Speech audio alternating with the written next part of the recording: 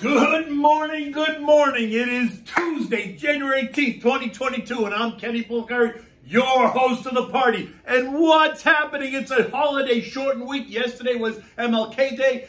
United States markets were closed, although European markets and Asian markets were open. But what's happening today? What is it that you need to know? What happened on Friday taking us into the long weekend, right? There's a theme playing out here.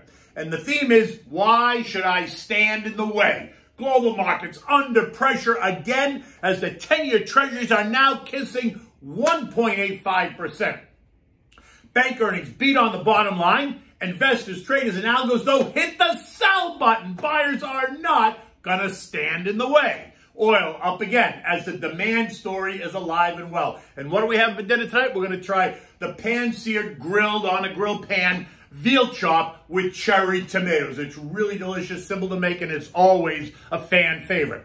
All right, so the potholes in the road are getting bigger and bigger as we go along. Stocks had another volatile session on Friday. The two Dow indexes got banged up a bit. The industrials down 200 points, while the transports fell about 100 points.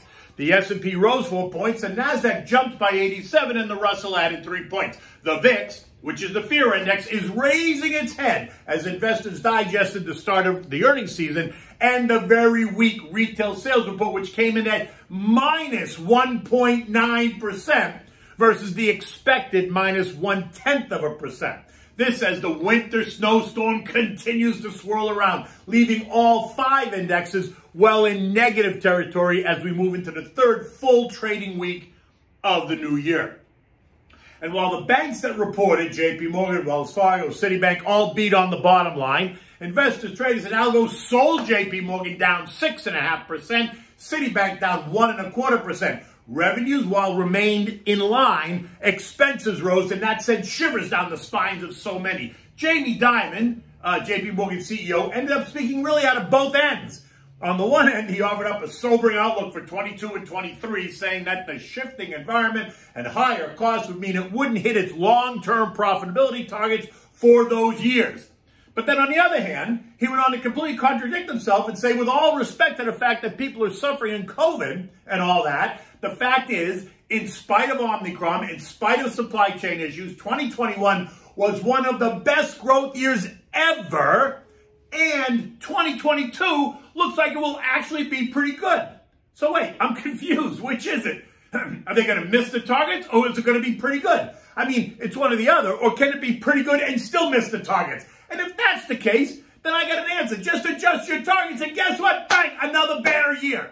Then, recognizing that the forces that pushed bank profits higher during the pandemic are starting to weaken, they got the chief financial officer, Jerry Barnum, right, just like the circus, telling analysts on the call that we are in for a couple of years of sub-target returns. I mean, Mama mia, which is it? My head is spinning already, right? Because it's good, it's bad, it's good, it's bad. Depending on who's speaking, you're getting it from all ends.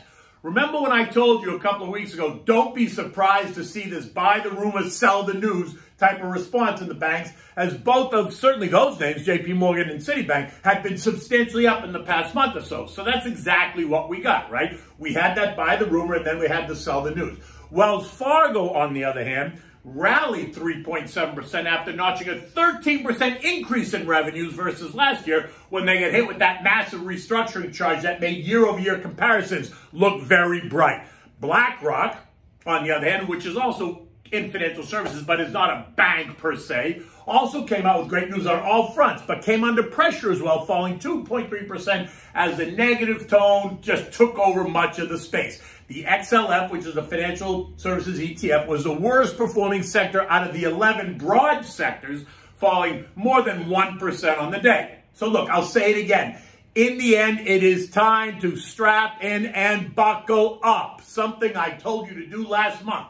The Fed is taking away the punch bowl to try to tame the out of control inflation numbers that we have. Remember, the numbers that they assured us was nothing to worry about. Inflation that is directly tied to the policies that they implemented for way too long. I mean, the policies were good. They just went on way too long, and we all know that. We all said it. We all been talking about it, but everyone ignored us. This weekend, Barron's featured the 2022 roundtable, and the consensus among the 10 featured guests is for inflation to rage and stocks to stumble, at least for the first 6 months of the year, which is in line with what I've been saying. This is the Fed prepares to raise interest rates not once, twice, or 3 times, but now at least 4 times, while the increment of the raise is still unknown. Think 25 basis points or 50. And while the increases will continue into the second half of the year, by then the thinking is that the market will have found stability after it reassesses the risk and reprices stocks. What is also interesting are the range of year-end returns that these talking heads are putting forward, from double-digit losses to normal gains of 10%, which includes divvies, right? It's all very exciting, but again, be prepared for that white knuckle kind of move. And 2022 has already found its place in the history books, with stocks off to a very rocky start. A Wall Street Journal article reveals that 220 large cap listed companies with a market capitalization of greater than $10 billion, are down more than 20% off their recent highs. The S&P is off 2% broadly year to date, but it's off 4.5% from its November highs. The NASDAQ composite, with over 2,500 names in it, has seen about 1,000 of those names get cut in half, with that index down 5% year to date, but down more than 9% off its November highs. And just for reference, the last time this happened was in 1999-2000. Need I remind you of what was happening then and what happened in the months that followed? Think.com, that's all I'll say. And this self is directly tied to what is now happening at the Fed, right? Nothing else. And how quickly the chatter went from it's okay to watch out below. The recent volatility is all about the speed of the taper and how fast and how far the rates will rise. Toss in the need to reduce the size of the $9 trillion balance sheet well ahead of what the markets were prepared for, and you have a recipe for weakness and volatility. The 10-year Treasury yields, which remained at 1.3 to 1.5% range for the bulk of 2021, have now surged and ended up Friday yielding 1.77%. And this morning, bonds are down again, sending yields up to 1.85%. Remember the inverse relationship. Prices go down, yields go up, and vice versa.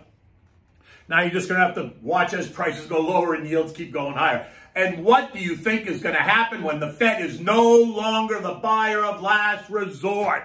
Who is going to stand there and pick up all these bonds at yields of 1.5%? Absolutely nobody.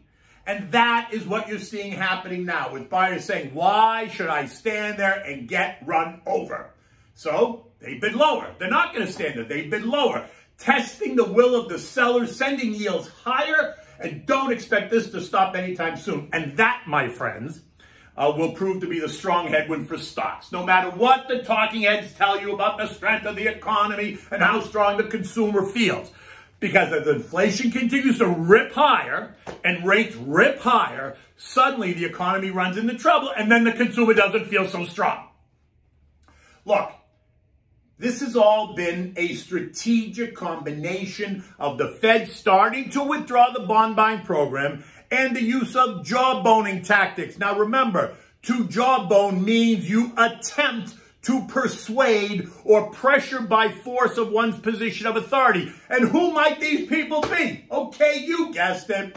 It's the talking heads at the Fed, along with who? Their friends at Goldman Sachs. Remember when Goldman hit us with the need for the Fed to raise rates at least 4 times in 2022? They need to cut the taper. They need to start reducing the balance sheet, all in tandem on the 3rd of January. Remember when that hit the tape? Where were they in December? Where were they in November? Suddenly, the new year, this is what happened?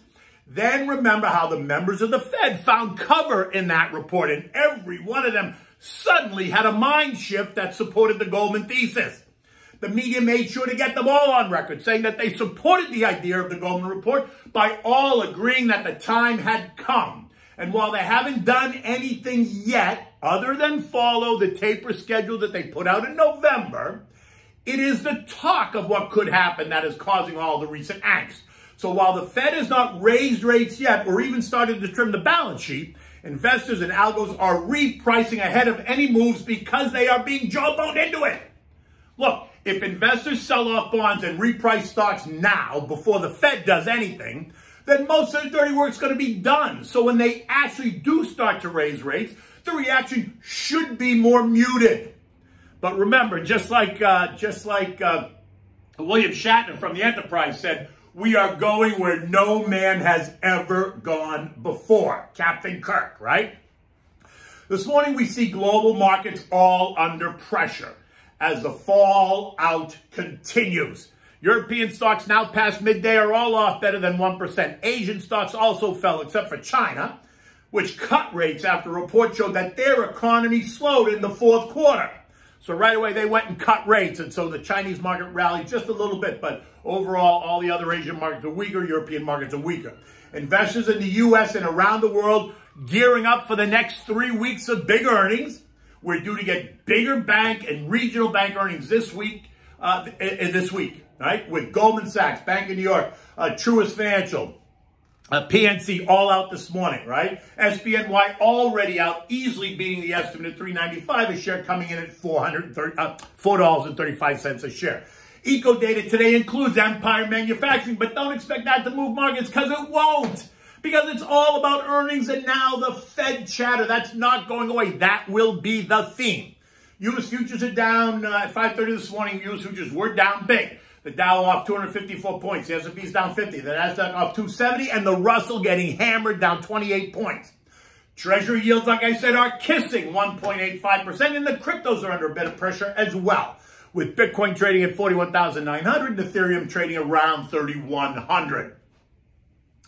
Oil's up $1.35 or 1.6%, now trading at $85.17 a barrel. This continues to be about the strong demand story, while the media is trying to tell us that the surge in prices is about how the United Arab Emirates, the 7th largest producer of oil, has vowed to retaliate against the Houthi militants that attacked Abu Dhabi on Monday, killing 3 people. Now, while I agree the militants need to be punished, I am hardly buying the fact that oil is up 1.6% because of that headline. I'm just not buying it.